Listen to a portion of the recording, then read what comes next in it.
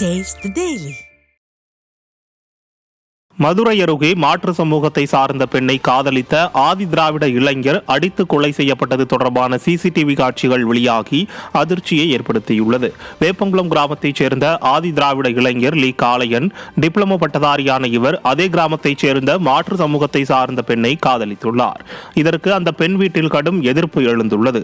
இந்த நிலையில் திடீரென மாயமான காளையன் 2 நாட்கள் கழித்து கண்மாயில் சடலமாக கண்டெடுக்கப்பட்டார். இதையடுத்து தனது மகன் சாவிற்கு அவர் காதலித்த பெண்ணின் குடும்பத்தினரே காரணம் என காளையன் தரப்பில் கள்ளிக்குடி காவல் நிலையத்தில் புகார் அளிக்கப்பட்டது. ஆனால் புகாரை ஸ்டாலின் அரசின் ஏவல் துறை ஏற்க மறுத்ததாக கூறப்படுகிறது. இதையடுத்து காவல்துறையை கண்டித்து காளையன் தரப்பினர் மதுரை மாவட்ட ஆட்சியர் அலுவலகம் அருகே போராட்டத்தில் ஈடுபட்டனர். இதை கண்ட பொதுமக்கள் ஆணவ கொலைகள் அதிகரித்திருப்பதுதான் திமுக அரசின் சமூக நீதி சாதனை என கடுமையாக விமர்சிக்கின்றனர்.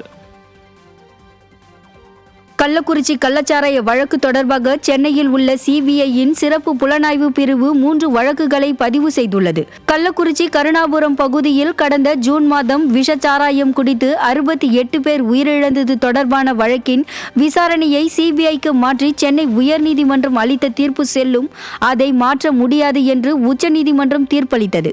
இந்நிலையில் சென்னையில் உள்ள சிபிஐயின் சிறப்பு புலனாய்வு பிரிவு கள்ளக்குறிச்சி கள்ளச்சாராயம் தொடர்பாக மேலும் 3 வழக்கு பதிவு செய்து விசாரணையை தொடங்கியுள்ளது. கள்ளக்குறிச்சி கள்ளச்சாராய வழக்கு தொடர்பாக 4 பேர் குண்டர் சட்டத்தின் கீழ் சிறையில் அடைக்கப்பட்டுள்ளது குறிப்பிடத்தக்கது. தஞ்சாவூர் மாவட்டம் கும்பகோணம் அருகே 11 குழந்தைகள் திடீர் வயிற்று வலி, வாந்தி, காய்ச்சல் ஏற்பட்டு கும்பகோணம் அரசு மருத்துவமனையில் அனுமதிக்கப்பட்டதால் பொதுமக்கள் பீதியடைந்தனர். நீலத்தநல்லூர் தெற்கு தெருவில் 6 குழந்தைகளுக்கு திடீரென வயிற்று வலி, வாந்தி, காய்ச்சல் ஏற்பட்டது. அதிர்ச்சியடைந்த பெற்றோர் அவர்களை கும்பகோணம் அரசு மருத்துவமனையில் சேர்த்தனர். இந்த நிலையில் மீண்டும் அதே பகுதியைச் சேர்ந்த 5 குழந்தைகளுக்கு வாந்தி, காய்ச்சல் ஏற்பட்டு சிகிச்சைக்கு அனுமதிக்கப்பட்டுள்ளனர். இதனால் பீதியில் ஆழ்ந்துள்ள பொதுமக்கள் மர்ம காய்ச்சல் பரவல் குறித்து அறிந்தும் தங்களால் பதவிக்கு வந்த திமுகவின் மக்கள் பிரதிநிதிகள் எட்டி கூட பார்க்கவில்லை என குற்றம் சாட்டுகின்றனர். மேலும் மர்ம காய்ச்சல் பரவாமல் தடுக்க உரிய நடவடிக்கை எடுக்க வேண்டும் என வலியுறுத்தியுள்ளனர். காவல்துறையினர் குற்ற செயல்களில் ஈடுபடும் வழக்கை சாதாரணமாக எடுத்துக்கொள்ள முடியாது என சென்னை உயர்நீதிமன்றம் கருத்து தெரிவித்துள்ளது.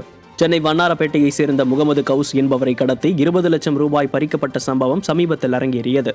இந்த புகாரில் திருவல்லிக்கேணி காவல் நிலைய சிறப்பு உதவி ஆய்வாளர் ராஜா சிங், வருமான வரித்துறை ஊழியர்கள் தாமோதரன், பிரதீப், பிரபு ஆகிய 4 பேர் சிக்கினர்.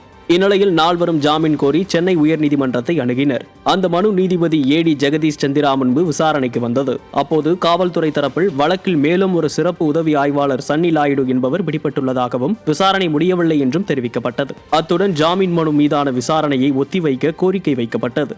அதனை ஏற்ற நீதிபதி வேலியே பயிரை மேய்ந்தது போல் காவல்துறையினரே குற்ற சம்பவத்தில் ஈடுபட்ட இந்த வழக்கினை சாதாரண வழக்காக எடுத்துக்கொள்ள முடியாது என கருத்து தெரிவித்து விசாரணையை 28ஆம் தேதிக்கு ஒத்திவைத்தார்.